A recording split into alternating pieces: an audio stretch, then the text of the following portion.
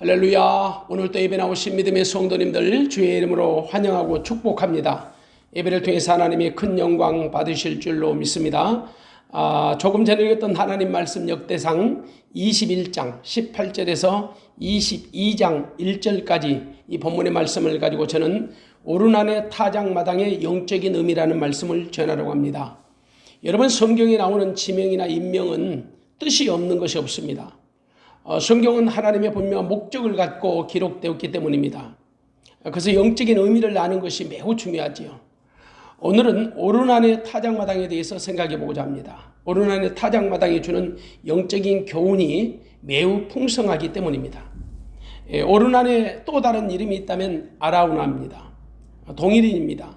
사무엘 하 24장에 보면 아라우나로 되어 있고요. 오늘 본문 읽었던 21장 역대상은 오르난으로 기록되어 있습니다. 다만 아라우나는 여부수 사람들의 이름이고 오르난은 히브리식 이름입니다. 오르난은 여부수 사람이 여부수 사람. 그 여부수 사람은 다윗이 예루살렘을 정복하기 전부터 그곳에 살았던 원주민들입니다. 토인들이지요. 성경에서 오르난의 타작마당이 주목을 받고 각광받는 것은 다윗이 행한 인구조사 때문입니다. 그동안 다윗은 하나님의 은혜를 강조하고 살았지요. 그래서 다윗은 어디로 가든지 형통했습니다. 왜? 하나님이 함께 하시니까. 주변 나라들과 전쟁했다면 싸워서 이겼습니다. 다윗의 왕국은 거칠 것이 없이 형통했지요. 암몬 족속을 제압했습니다. 블레셋을 제압했습니다. 그 사이에 동부와 모압과 에돔과 북쪽으로는 다메섹과 소바와 하맛까지 속국으로 편입을 시켰습니다. 남쪽으로는 애굽 하수를 따라서 홍해까지 세력을 확장했습니다. 전적인 하나님의 은혜인 거지요. 그러자 다윗에게 교만이라는 아주 못된 병이 찾아온 거예요. 어느 날 갑자기 자기 능력을 검증해 보고 싶었던 겁니다. 조사해 보고 싶은 거지요. 젊은 날 다윗은요, 이스라엘 여인들로부터 인기가 급상승했어요. 사울이 죽인 자는 천천히요, 다윗이 죽인 자는 만만이라는 소리를 듣고 살았습니다. 근데 갑자기 지금 자기에게 그런 힘이 있는지 없는지 한번 파악해 보고 싶었던 겁니다. 그래서 하나님이 기뻐하지 않는 인구조사를 강행하게 되죠. 물론 인구조사 자체가 죄가 되는 것은 아닙니다. 한 나라의 왕이 자기 백성들의 수요를 헤아리는 것이 무슨 죄가 되겠습니까? 근데 하나님은 인구조사하는 그 다윗의 의도를 괘씸하게 여기신 겁니다. 그는 전쟁에 나갈 수 있는 병력을 조사했기 때문이지요. 칼을 뺄 만한 군인들의 숫자를 파악한 거예요. 벌써 그 마음에 하나님을 전적으로 신뢰하는 마음이 옅어진 거지요. 인구조사를 하려는 의도가 매우 불손했던 겁니다. 언제 다윗이 자기에게 딸린 군인들을 통해서 전쟁하고 이겼나요? 하나님이 다윗으로 이기게 하신 거지요. 근데 다윗에게 그런 호기가 발동한 거예요. 사실 그때는 다윗이 가장 잘 나갈 때입니다. 흥황할 때입니다. 국정이 안정적으로 유지될 때입니다. 그래서 잘 나갈 때 조심하라는 거예요. 형통할 때가 가장 위험하기 때문이죠. 대부분의 인간들은 이런 심리가 있는 것 같아요. 어렵고 힘들 때는 하나님을 찾습니다. 하나님의 도움을 요청합니다. 그런데 그 문제가 막상 해결하고 나면 딴청부래요. 영적인 사람들은 약간의 긴장감을 갖는 것이 유익합니다. 이른바 기도할 소재가 있는 것이 유익하다는 말이에요. 여기서 말하는 기도의 소재는 평범한 기도거리가 아닙니다. 마치 사도 바울이 자기에게 있는 육체의 가시를 빼어달라고 3번씩이나 기도한 것처럼 바로 그런 기도. 그래야 사람들은 겸손해집니다. 그때 하나님을 찾고 하나님과 교제의 끈이 끊어지지 않는 거지요. 대부분의 사람들은 평안할 때 위험해요. 그때 사고 칠 확률이 가장 높기 때문이지요. 다윗도 큰 사고를 쳤습니다. 인구조사예요. 물론 다윗에게 인구조사를 강행하도록 격동하는 것이 있습니다. 사단입니다. 사단이 다윗으로 하여금 자기를 지지할 수 있는 군인을 조사해보라고 총동질한 거예요. 이것은 바로 하나님에 대한 신뢰도를 약화시키는 거지요. 평소 다윗의 신앙으로 볼 때 그것이 잘못되었다는 영적 분별력은 갖고 있는 사람이지요. 하지만 사단이 격동시키면 아무도 장담할 수 없어요. 사실 다윗의 인구조사가 잘못되었다는 것은 다윗의 측근이었던 군대 장관 요압도 알았습니다. 요압은 사실 영적인 사람 아니잖아요. 근데 요압도 다윗에게 이 일이 이스라엘의 죄가 된다고 충언을 한 겁니다. 근데 다윗의 인구조사를 뭔가 쫓기듯이 밀어붙여요. 하나님은 그런 다윗의 행위를 괘씸히 여긴 거지요. 그래서 갓 선지자를 통해서 세 가지 징계안을 내놓으십니다. 결국 다윗은 3일 온역이라는 징계안을 선택하게 되지요. 하지만 그 징계는 가혹하리만큼 무서웠습니다. 하루에 온역으로 이스라엘의 무고한 백성이 7만 명이나 죽은 거예요. 오죽하시면 하나님께서 스스로 자기의 징계를 거두시겠습니까? 성경은 하나님이 스스로 자신이 내리신 재앙을 뉘우치셨다고 말씀하십니다. 15절의 말씀이지요. 분명한 것은 다윗이 자신의 잘못을 뉘우치고 회개했기 때문에 하나님이 징계를 처리하신 것이 아닙니다. 하나님이 스스로 자신이 내리신 재앙으로 이스라엘이 죽임당하는 것을 아프게 이기신 겁니다. 우리 육신의 부모도 그렇잖아요. 자기 자녀가 잘못해서 비록 벌을 받을지라도 부모의 마음은 자식보다 더 아파요. 하나님도 다윗으로 말미암아 자기 백성들이 받는 징계가 너무너무 아프셨던 거예요. 그래서 스스로 재앙 내림을 뉘우치신 겁니다. 이른바 하나님이 긍휼한 마음을 표현하신 방법이지요. 하지만 그 징계가 완전히 끝난 것은 아니에요. 잠시 유보된 거지요. 중단된 것이에요. 그때 다윗은 하나님의 사자가 칼을 들고 예루살렘을 가리키는 것을 보았습니다. 그리고 사태의 심각성을 깨닫고 하나님께 회개하지요. 물론 그 나라의 어른되는 장로들과 함께 회개합니다. 다윗은 하나님께 자기 백성들의 재앙을 넘쳐달라고 기도합니다. 주의 손으로 자기와 자기 집을 치시라고 간구합니다. 그러자 하나님이 갓 선지자를 통해서 다윗을 용서할 수 있는 방법을 제시하십니다. 그것은 다윗과 끊어진 관계를 회복하는 방법입니다. 누차 말씀드리지만 다윗의 인구조사 자체가 잘못된 것은 아니에요. 인구조사를 계획하는 순간부터 다윗의 마음의 주인은 하나님이 아니셨던 겁니다. 은근히 자기 자신이 주가 되었던 거지요. 그래서 자기도 모르는 사이에 하나님을 대신할 만한 뭔가를 찾고 싶었던 거지요. 자기 주변에 있는 뭔가를 찾고 싶은 거예요. 일국의 왕이었기 때문에 다윗은 당연히 자기에게 딸린 그 군대의 수요를 파악하고 싶었던 거지요. 이때가 제일 위험한 거예요. 여러분, 진짜 무서운 죄는 눈으로 드러나는 죄가 아닙니다. 하나님의 자리에 무언가 대체하라는 생각이에요. 하나님을 대체할 만한 어떤 것을 찾는 것이 가장 무서운 죄라는 거지요. 그것이 돈이 될 수도 있어요. 자식이 될 수도 있어요. 혹은 명예, 권력, 능력, 실력이 될 수도 있어요. 아니면 자기가 사랑하는 어떤 좋아하는 것 다 될 수 있습니다. 사실 다윗은 육신적으로 간음을 저질렀잖아요. 대부분의 사람들은 다윗이 저지른 범죄 중에서 가장 먼저 떠오르는 범죄를 밧세바의 간음 사건이라고 생각할 것입니다. 하지만 하나님은 다윗의 인구조사를 훨씬 더 괘씸스럽게 여겼고 엄중하게 다루셨습니다. 왜냐하면 하나님과의 관계가 깨어진 범죄였기 때문입니다. 어쩌면 다윗의 내면에서 오랫동안 갈등하고 번민하면서 만들어진 작품이 바로 인구조사였는지 모릅니다. 그는 언제부터인가 하나님의 수고를 덜어드릴 계획을 세우고 있었는지 모릅니다. 그동안에는 매우 소소한 문제까지 하나님의 도움을 받으면서 살았는데요. 이제는 자기 스스로 뭔가를 할 수 있는 일이라면 스스로 해도 되겠다는 어쩌면 독립정신이 세워졌는지 몰라요. 많은 그리스도인들이 이런 독립정신을 갖고 신앙생활을 하는지 모릅니다. 이른바 신앙생활을 오래 한 사람들에게 나타나는 증후군이 아닌지 몰라요. 아마도 상당수의 사람들이 이런 생각을 하는지 모릅니다. 이것은 하나님이 도와주셔야 할 일이고 이 정도는 내 스스로 해결할 수 있는 일이라고 생각하는 거지요. 이른바 하나님의 일과 나의 일을 구분하는 거예요. 아주 몹쓸 질병은 하나님이 고쳐주셔야 할 병이라고 생각하고 감기 정도는 우리가 스스로 고칠 수 있는 병이라고 생각합니다. 아무도 부정하지 못할 겁니다. 가끔씩 제가 드리는 말이 있죠. 식당에 가서 콜라나 사이다 같은 음료수를 마실 때는요, 습관적으로 기도가 나와요. 근데 여러분, 막상 맹물 한 잔은요, 솔직히 크게 의식하지 않고 기도 없이 그냥 급하게 벌컥벌컥 마시고 맙니다.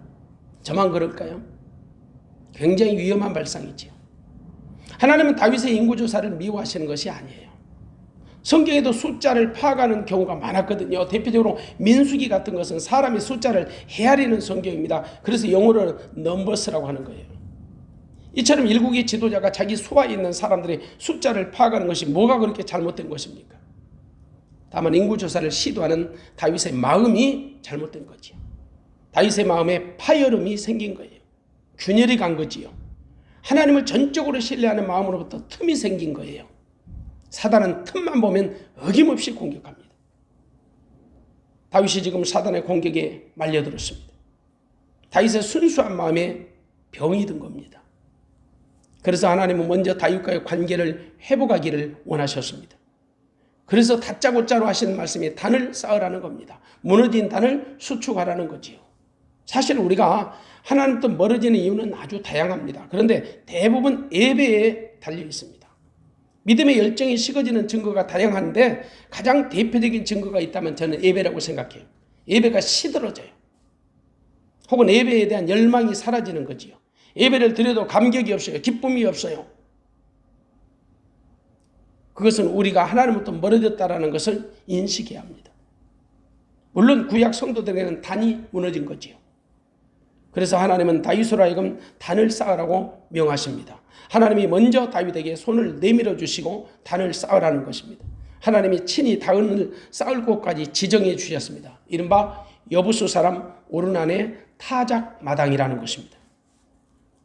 다윗은 도마르지 않고 오르난의 그 타작 마당으로 올라갔습니다.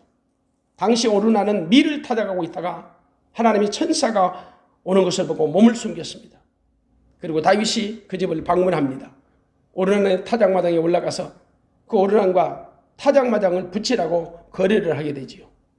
오르난은 왕이 올라와서 타작마당을 붙이라고 하니까 두려워서 왕이 원하는 대로 하시라고 말합니다.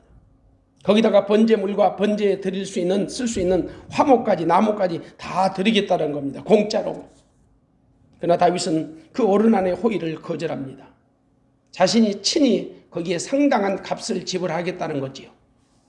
결국 다윗은 금 600세겔을 지불하고 오르난의 타작마당을 매입한 겁니다. 당시 금 한 세겔은요, 은으로 말하면 은 한 세겔의 15배입니다. 금 한 세겔이 은 한 세겔의 15배란 말이에요. 그리고 은 한 세겔은 노동자의 4일간 품삯입니다. 그렇기 때문에 이를 계산해 보면 한 노동자의 100년치 품삯에 해당되는 거예요. 굉장히 많은 금액이죠. 이와 같이 다윗이 그 고가를 주고 매입한 것은 자기 희생과 헌신이 없는 제사, 하나님이 기뻐하지 않다라는 것을 누구보다도 잘 알기 때문이에요. 그래서 거기에 상응하는 합당한 값을 치르고 구입한 거지요. 비록 그가 왕일지라도 그 거래를 오르난과 1대1의 관계로 본 것이 아니라 하나님과의 관계로 본 것이에요. 오르난과의 관계로 보지 않고 하나님의 관계로 본 겁니다. 사실 오르난의 타작마당이라는 그 말 속에 중요한 것이 오르난이 아니거든요. 타작마당이 중요한 거예요. 왜냐? 타작마당이 상징하는 것이 많기 때문이죠. 타작마당은 어떤 곳입니까? 아마도 시골에서 자란 분들은 타작마당을 쉽게 이해할 겁니다. 보통 우리가 살던 시골에서 타작마당을 본 적이 많아요. 타작마당은 바로 곡식을 털어 추수하는 곳이요. 주로 바람이 잘 통하는 언덕이나 산 위에 있었습니다. 그곳에서 벼나 보리를 훑기도 하고 콩이나 팥이나 깨를 털기도 했습니다. 또 혹은 키질을 하기도 합니다. 그래서 타작마당은 마을마다 있었습니다. 그래서 개인의 사유지일 수도 있고 지역민들이 같이 사용하는 공유지일 수도 있었습니다. 그런데 타작마당은 아주 다양한 용도로 사용되었어요. 성경을 보면 농한기에는 집회나 모임의 장소로도 사용했습니다. 그 많은 장소가 없는 거지요. 또한 장례식의 용도로도 사용했습니다. 대표적으로 창세기 50장 10절에 보면 요셉이 자기 아비 야곱의 죽음을 두고 요단강 건너편엔 아닥 타작마당에서 일주일 동안 7일 동안 애곡했다고 말씀합니다. 그리고 오늘 본문처럼 하나님께 제사 드리는 용도로도 사용했습니다. 그래서 타작마당이 주는 교훈은 참으로 많은 거지요. 무엇보다도 이 타작마당 속에는 긍정적인 이미지도 있고 부정적 이미지도 있습니다. 먼저 우리는 긍정적 이미지가 어떤 건지 살펴봐야 합니다. 타작마당은 바로 추수를 하는 곳이잖아요. 추수를 하는 곳. 추수를 하면 딱 싸우는 게 기쁨을 상징하는 거죠. 농부들은 추수 때가 제일 기쁩니다. 그 추수 때를 위하여 씨를 뿌리고 가꾸며 기다린 겁니다. 오래 참고 수고를 감당한 겁니다. 그래서 추수가 있는 타작마당은 기쁨을 상징하는 거예요. 그리고 타작마당은 풍요로움을 상징하지요. 풍요로움은 타작마당이 주는 또 다른 긍정적 이미지가 됩니다. 요엘서 2장 24절에 보면 마당에는 밀이 가득하고 독에는 새 포도주와 기름이 넘치리로다. 마당에 밀이 가득하대요. 타작마당에 추수할 곡식이 많다는 거지요. 만일 타작마당에 추수할 것이 없다면 얼마나 썰렁하겠습니까? 타작마당은 풍요로움을 상징해요. 그리고 타작마당은 바로 회복을 상징합니다. 하나님이 이스라엘을 회복하신 의미로 사용할 때 타작마당을 사용하셨습니다. 미가서 4장 12절에 보면 하나님이 이스라엘을 괴롭히는 이방인들을 심판하신다고 말씀하시면서 마치 그들을 곡식단을 타작마당에 모음같이 하시겠다. 모든 곡식들을 다 들판에 있는 곡식들을 타작마당에다가 다 모으는 것처럼 주변에 있는 이방 사람들을 전부 이스라엘에서 심판하기 위해서 모으시겠다라는 거지요. 그래서 타작마당은 실질적으로 회복을 의미하는 것입니다. 근데 여러분 뭐니 해도 타작마당이 주는 가장 중요한 의미가 있어요. 그 뭔 줄 아세요? 알곡과 가라지를 구별하는 것입니다. 알곡과 가라지를 심판하는 것이에요. 알곡은 보호를 받고 가라지는 날려버리는 거지요. 성경대로 말하면 의인이 보호를 받고 악인은 바람에 나는 겨와 같이 날려버리는 것이다.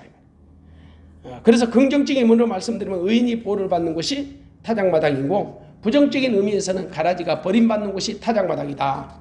믿는 자는 의인이요 알곡입니다. 하지만 믿음이 없는 자는 악인이고 가라진 거지요. 그래서 의인은 보호를 받고 악인은 보응을 받는 것이 타작마당이에요. 그래서 의인에게는 복 있는 장소가 타작마당, 악인에게는 두렵고 무서운 곳이 타작마당이에요. 왜냐? 진짜와 가짜가 완전히 분리가 되는 곳이거든요.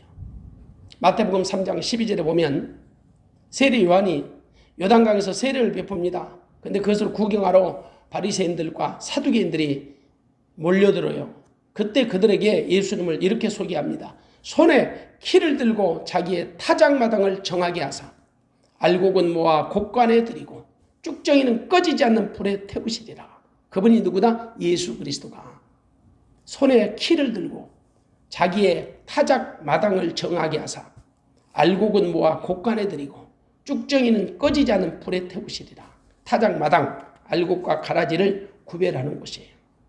그런데 여러분 타작마당이라는 아주 강렬한 부정적인 이미지도 있어요. 타작마당 하면 소멸을 상징합니다. 멸망을 상징해요. 열왕기하 13장 7절에 보면 아람 왕이 그 북왕국 여호아하스 백성을 진멸하여 타작마당에 티끌같이 되게 하시겠다라고 말씀하세요. 하나님이 북왕국 이스라엘 왕 여호아하스의 그 악한 통치를 타작마당에 티끌같이 심판하시겠대요. 아람 왕을 통해서. 그래서 멸망을 상징하는 것입니다. 또한 예레미야 51장 33절에 보면 하나님이 바벨론을 멸망을 예언하십니다. 그때 사용하신 말씀도 때가 이른 타작마당같이 되리라. 그렇게 말씀하세요. 그리고 타작마당은 행음을 상징하기도 합니다. 이스라엘이 이방인들처럼 행음하여 하나님을 떠나고 각 타작마당에서 음행의 값을 쫓아 한다는 거지요. 이와 같이 타작마당이 주는 교훈은 아주 다양한 것입니다. 그러면 오르난의 타작마당이 왜 그렇게 중요한 것일까? 한마디로 오르난의 타작마당은 성전이 세워진 곳이기 때문입니다. 솔로몬의 성전이 세워진 곳이에요. 역대하 3장 1절을 찾아봅시다. 역대하 3장 1절입니다. 솔로몬이 예루살렘 모리아 산에 여호와의 전 건축하기를 시작하니 그곳은 전에 여호와께서 그 아비 다윗에게 나타나신 곳이요 여부수 사람 오르난의 타작마당에 다윗이 정한 곳이라. 다윗이 인구조사를 행한 후에 하나님부터 실컷 얻어터졌습니다. 그리고 하나님의 사자를 만난 곳이 바로 오르난의 타작마당입니다. 다윗은 그곳에서 온 마음을 다해서 진심으로 회개했습니다. 한마디로 오르난의 타작마당은 다윗이 범죄하고 하나님을 만난 곳입니다. 하나님의 말씀에 입각해서 단을 쌓은 곳입니다. 그는 그곳에서 하나님의 임재하심을 경험했습니다. 다윗이 쌓은 번제와 화목제를 하나님이 불로 응답하신 것입니다. 오르난의 타작마당은 범죄한 다윗이 하나님의 말씀에 순종하는 자리입니다. 다윗이 하나님의 사자를 발견하고 진심 어린 회개를 드린 곳입니다. 그곳이 바로 예배하는 자리였던 겁니다. 가장 중요한 것은 하나님과 깨어졌던 관계가 회복된 자리라는 것입니다. 그곳에서 하나님의 진노가 멈추었습니다. 재앙이 멈춘 거지요. 하나님이 사자를 명하사 칼을 거두게 하셨다. 그리고 그곳은 자기 희생과 헌신이 있는 곳입니다. 다윗은 오르나는부터 무상으로 그 땅과 번제드릴 것을 지원받을 수 있었습니다. 왕이기 때문에 충분히 가능합니다. 그런데 그는 적극적으로 사용하고 그 대가를 지불하고 매입했습니다. 다윗이 오르난의 타작마당을 상당한 값을 치르고 구입한 이유를 우리는 잊지 말아야 합니다. 그것은 자기 희생이 없는 헌신은 있을 수 없다라는 것입니다. 하나님의 진노가 멈춘 것은 오르난의 타작마당에서 단을 싸움으로 멈춘 것입니다. 번제와 화목제를 통해서 멈추게 된 것입니다. 이와 같이 누구든지 희생제물을 통하지 않고는 생명이 이룰 수 없다는 사실을 보여주는 거지요. 피 흘림이 없은즉 죄삼이 없다라는 사실을 보여주신 겁니다. 하나님의 은혜는 인간의 어떤 호의도 개입될 수 없다는 사실을 알려주는 것입니다. 타작마당을 통해 주시는 하나님의 은혜는 오르난의 그 호의가 아니라 하나님의 전적인 은혜로 되어졌다는 거지요. 만일에 타작마당의 은혜에 오르난의 그 호의가 끼어들었다면 결코 하나님의 전적인 은혜라고 볼 수 없을 겁니다. 하나님의 은혜는 전적인 은혜예요. 절대 어떤 인간과 협력하지 못하는 은혜입니다. 협력할 수 없는 은혜입니다. 어떤 사람의 호의도 끼어들 수 없는 전적인 은혜가 하나님의 은혜입니다. 이것이 오르난의 타작마당을 통해서 얻을 수 있는 교훈입니다. 하나님의 성전은 인간의 공로와 인간의 호의와는 전혀 상관없이 하나님의 전적인 은혜로 되어진 것입니다. 한마디로 어린 양 예수 그리스도가 전적으로 우리를 성전 삼고 들어오신 것입니다. 거기에 우리 인간이 협력한 것 아무것도 없습니다. 그런 사실을 믿는 믿음마저도 하나님이 위로부터 공급해 주신 것입니다. 그래서 은혜는 하나님의 선물입니다. 선물은 하나님이 거저 주시는 시혜입니다. 결코 우리가 잊지 말아야 할 것은 바로 이것입니다. 오르난의 타작마당이 보통의 자리가 아니라는 것입니다. 성전이 들어설 그 자리는 장차 오실 예수 그리스도의 희생이 있는 것이고 헌신이 머무는 자리인 것입니다. 당연히 그리스도를 구주로 믿는 우리도 희생이 따른다는 것을 보여주는 것입니다. 그래서 다윗은 대가를 지불하고 그 땅을 매입한 것입니다. 당시 이스라엘이 제사를 드리는 장막과 번제단은 기브온 산당에 있었습니다. 29절에 보니까 옛적에 모세가 광야에서 지은 여호와의 장막과 번제단이 그때의 기본 산당에 있었으나, 하지만 다윗은 오르난의 타작마당을 구입해서 하나님의 전이라고 부르고 번제단이라고 불렀습니다. 우리 역대상 22장 1절을 다시 한번 제가 읽습니다. 다윗이 가로되 이는 여호와 하나님의 전이요 이는 이스라엘의 번제단이라 하였더라. 오르난의 타작마당이 초대 예루살렘 성전터가 된 것입니다. 얼마나 영광스러운 일입니까? 당시 제사를 드리는 유일한 장막이 된 거지요. 그리고 다윗의 아들 솔로몬이 왕이 되어서도 계속해서 그곳에서 제사를 드리게 됩니다. 역대하 3장 1절을 보면 알 수 있습니다. 솔로몬이 예루살렘 모리아산에 여호와의 전 건축하기를 시작하니 그곳은 전에 여호와께서 그 아비 다윗에게 나타나신 곳이요 여부스 사람 오르난의 타작마당에 다윗이 정한 곳이라. 오르난의 타작마당은 모리아산에 있었습니다. 그 타작마당에 솔로몬이 여호와의 전을 건축한 것입니다. 감히 오르난이라는 그 개인이 쓰는 타작마당이 하나님의 거룩한 처소가 된 것입니다. 기껏해야 한 가정이나 혹은 몇몇 가정의 추수를 도와주는 타작마당이 영광스러운 하나님의 처소가 된 것입니다. 성전이 된 것입니다. 문제는 이것이 어느 날 갑자기 우연히 일어난 일이 아니라는 것이지요. 하나님이 일찍이 그것을 성전 부지로 작정하고 계셨습니다. 이미 오래전부터 그것을 당신의 성전터로 예비해놓고 계셨던 거지요. 언제부터? 믿음의 조상 아브라함 때부터 말입니다. 하나님이 아브라함에게 100세의 아들 독자 이삭을 번제로 드리라고 하십니다. 너무나도 황당한 명령 앞에 아브라함은 두말하지 않고 순종합니다. 창세기 22장 2절을 보면 하나님이 친히 말씀하십니다. 이삭을 데리고 모리아 땅으로 가서 하나님이 지시하는 한 산, 거기서 그를 번제로 드리라는 거예요. 세상에 사람을 불러 태워서 번제를 드리라는 하나님의 명령이 합당한 것입니까? 그런데 그런 부당한 명령에도 불구하고 아브라함은 의심 없이 순종합니다. 아무 소리지 않고 순종합니다. 자기 아들 이삭에게 그 번제에 쓸 나무를 지웁니다. 그리고 하나님이 지시하는 땅으로 올라갑니다. 모리아 산이었습니다. 그곳에서 아브라함은 하나님이 말씀하신 대로 이삭을 번제로 드립니다. 단을 쌓고 이삭을 결박하여 단나무 위에 이삭을 올렸습니다. 그리고 손에 칼을 잡습니다. 아들을 잡으려고 합니다. 아브라함은 한순간도 머뭇거림이 없이 일을 추진합니다. 고개를 갸우뚱거리거나 아무리 생각해봐도 이해되지 않는다고 투정하지 않습니다. 그는 진심으로 하나님의 말씀에 순종한 것입니다. 그 순간 하나님의 사자가 아브라함을 부르십니다. 그리고 그 아이에게 손을 대지 말라고 외치십니다. 그러면서 하시는 말씀이 내가 내 아들 내 독자라도 내게 아끼지 아니하였으니 내가 이제야 내가 하나님을 경외하는 줄 아노라고 말씀하십니다.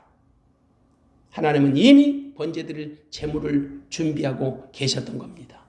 숯불에 걸린 수양을 가져다가 이삭 대신 번제로 바치라는 것입니다. 그 숯불에 걸린 수양이 바로 장차 오실 예수 그리스도, 그분의 예표가 되는 것입니다.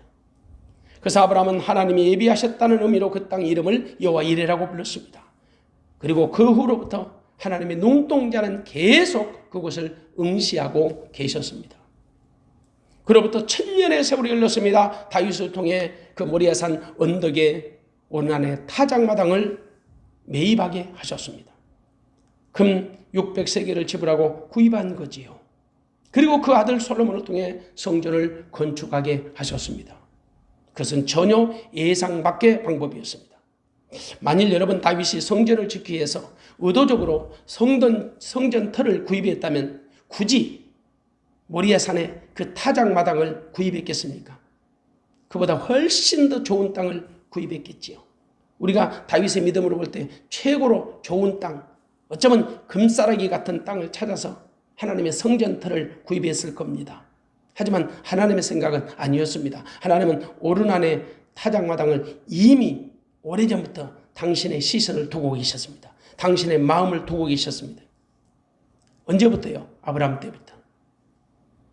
그래서 하나님은 그 땅 이름을 친히 거론하시면서 다윗에게 그곳에서 단을 쌓으라고 명하신 것입니다.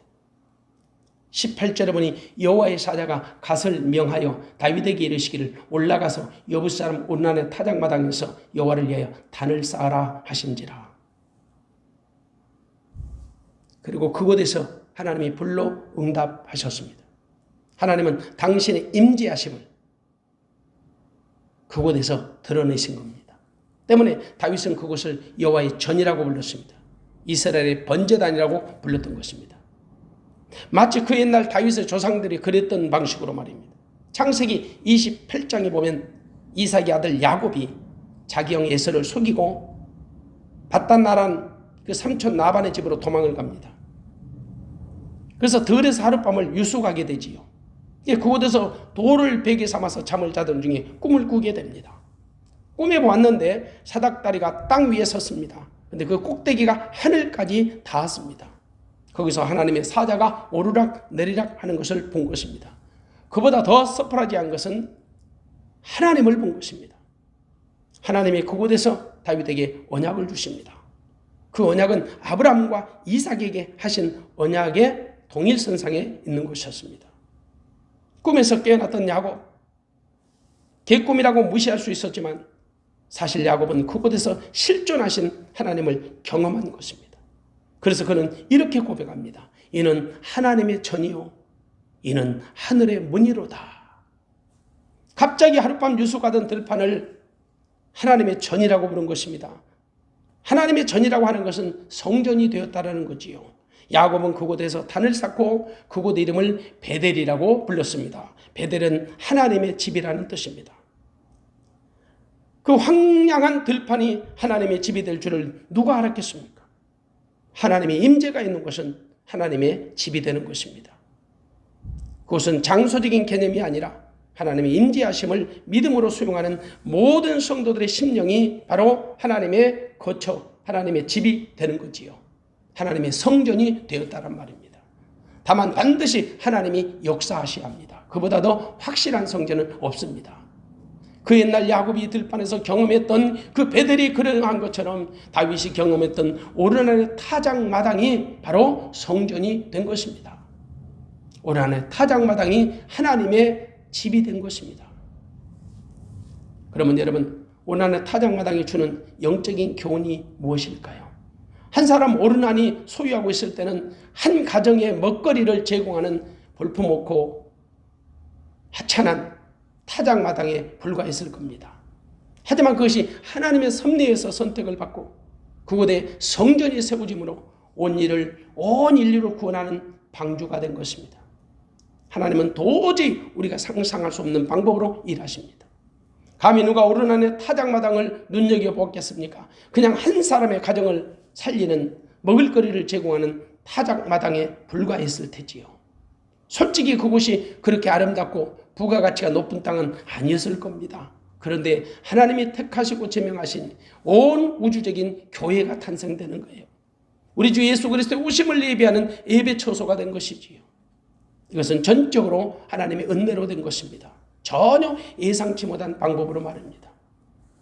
이것이 하나님의 섭리 가운데 계속 진행되고 있었던 겁니다. 무슨 일이든지 하나님이 작정하시고 하나님이 진행하시면 완전합니다. 탈이 없습니다. 그런데 우리가 인간적인 방법으로 꼼수를 가지고 일을 작정하고 추진하면 반드시 탈이 생기지요. 우리 눈에 보기에는 그럴싸할지라도 하나님의 영광이 없는 거예요. 기쁨이 없는 거예요. 그렇기 때문에 모든 일은 하나님의 섭리대로 돼야 하는 것입니다. 때문에 예레미야 33장 그 2절의 말씀을 우리가 기억하십시오. 이를 향하는 여호와, 그걸 지어 성취하는 여호와, 그 이름을 여호와라 하는 자가 이같이 이르노라. 당시 시대 뜰에 갇혀있는 예레미야 선지자에게 하나님의 당신을 계시하는 말씀이에요. 이를 행하는 여호와다. 그것을 지어 성취하는 여호와다.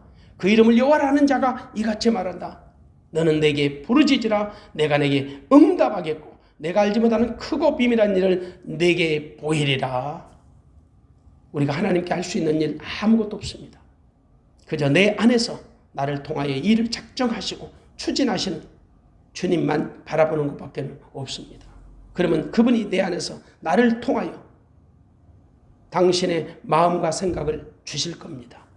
그리고 모든 일에 합력하여 선을 이루게 하실 겁니다. 그러므로 우리가 할 수 있는 일은 아무것도 없다라는 거지요. 우리는 그저 내 안에서 나를 통하여 일하시는 주님께 우리의 시선을 고정하고 마음을 집중하여 그분을 일하심을 보는 것입니다. 어쩌면 오르난의 타작마당을 통해 우리에게 주시는 영적 교훈이 바로 그런 것이 아닐까 싶습니다. 오르난의 타작마당을 성전 부지로 허락하신 하나님의 의지는 매우 분명했습니다. 그곳에 아브라함이 자기 독자 이삭을 드리는 믿음의 순종이 있는 곳입니다. 훗날 다윗이 범죄하여 하나님을 만났던 곳입니다. 그곳에서 진정한 회개가 있었습니다. 하나님의 용서가 있었습니다. 그곳은 바로 살아있는 예배 처소가 되었습니다. 하나님의 응답이 있는 곳, 하나님의 임재하심과 하나님의 역사하심이 동시에 있던 곳이었기 때문입니다. 이제는 참성된 대신 예수 그리스도가 우리 가운데 오심으로 말미암아 우리가 우주적인 성전이 된 것입니다. 한마디로 지금 우리 마음이 오르난의 타작마당과 같이 하나님의 임재하심과 역사하심을 동시에 보고 누리는 참된 성전이 된 것입니다. 사랑하는 여러분, 우리 주님이 이 땅에 오신 목적을 여러분 아십니까? 그분이 오신 것은 우리와 함께 살기 위해서 오신 겁니다. 우리와 함께 지금 살기 위해서. 데살로니가전서 5장 10절에 말씀합니다. 예수께서 우리를 위하여 죽으사 우리로 하여금 깨어있든지 자든지 자기와 함께 살게 하려 하셨느니라. 우리를 위해서 죽으셨던 주님은 우리로 하여금 깨어있든지 자든지 자기와 함께 살려고 이 땅에 오셨다는 거죠. 다만 그분이 우리와 함께 살기 위해서는요, 반드시 우리의 죄를 대속해야 합니다. 그래서 우리 주님이 세상죄를 지고한 하나님의 어린 양으로 보내심을 받은 것입니다. 하나님의 보내심을 받은 주님이 십자가에서 죽으셨습니다. 사흘 만에 부활하셨습니다. 그리고 승천하셔서 하나님 보좌 우편에서 우리의 모든 죄를 다 영원히 속량하셨습니다. 탕감하신 겁니다. 그리고 오순절 마가의 다락방에 그리스도와 그리스도로 성령으로 영으로 오신 겁니다. 그 예수님이 나를 성전 삼고 왕으로 주인으로 전부로 들어오셔서 나를 하나님의 생명으로 거듭나게 해서 예수님과 한 생명 되어서 예수님은 머리가 되고 나는 그분의 몸이 되어 예수님이 주는 마음에서 예수님의 음성을 듣고 살아가도록 해 주시겠다라는 것이 바로 복음입니다. 이른바 새 언약의 복음인 거지요. 새 언약의 복음은 내 안에 하나님의 말씀을 넣으셔서 친히 나를 이끌어가는 방식입니다. 그동안 우리는 옛 언약의 방식에 노예가 되어 있었습니다. 옛 언약 안에서 옛 언약의 방식으로 열심을 내고 부지런히 신앙생활을 해왔던 것도 사실입니다. 그렇기 때문에 원치 않지만 때로는 악으로 깡으로 신앙생활을 해온 것도 사실입니다. 이른바 억지로라도 십자가를 지라는 말씀을 붙들고 몸부림을 치며 살아온 것도 사실입니다. 하지만 결과는 어떻습니까? 속된 말로 아무것도 아닙니다. 그냥 꽝입니다. 잃은 것도 없고 잡은 것도 없습니다. 오히려 내 안에 죄에 대한 정죄감만 축적될 뿐입니다. 옛 언약 아래 살던 나를 생각해 보십시오. 나름대로 내가 믿음대로 살았다고 생각할 때는요, 우리는 영적인 포만감으로 얼마나 충만한지 모릅니다. 하지만 반대로 내가 영적으로 살지 못했을 때 우리의 심령은 어떠했습니까? 마치 시구멍이라도 있으면 들어가고 싶을 정도로 자신을 학대하고 박대하고 자기감에 빠져서 살았을 겁니다. 그런데 이보다 더 심각한 문제가 있습니다. 이 모든 판단의 기준이 하나님께 있는 것이 아니라 자기 자신에게 있었다는 겁니다. 옛 언약, 이른바 율법 안에 있을 때는 모든 판단의 기준이 자기 자신에게 맞춰져 있기 때문입니다. 여러분, 복음은 아무도 판단하지 않습니다. 남도 판단하지 않고 자기 자신도 판단하지 않습니다. 율법 안에 살 때 사도 바울은 누구든지 판단하는데 1등 공신이었습니다. 하지만 복음 안에 초청된 사도 바울은 자기 자신도 판단하지 않는다고 고백을 합니다. 왜냐? 판단의 기준이 자기에게 있는 게 아니라 하나님께 있다는 사실을 알기 때문이지요. 그러므로 우리가 어떤 형편에 처하든지 하나님 한 분이면 됩니다. 오직 하나님만 바라보고 감사하며 자유하며 사는 믿음의 종들이 되어지시기를 바랍니다. 이 복음이신 예수 그리스도가 지금 내 안에 나와 함께 계심을 믿고 날마다 그분이 주는 마음과 생각으로 사는 믿음의 종들이 되어지시기를 주의 이름으로 축원합니다. 기도하겠습니다.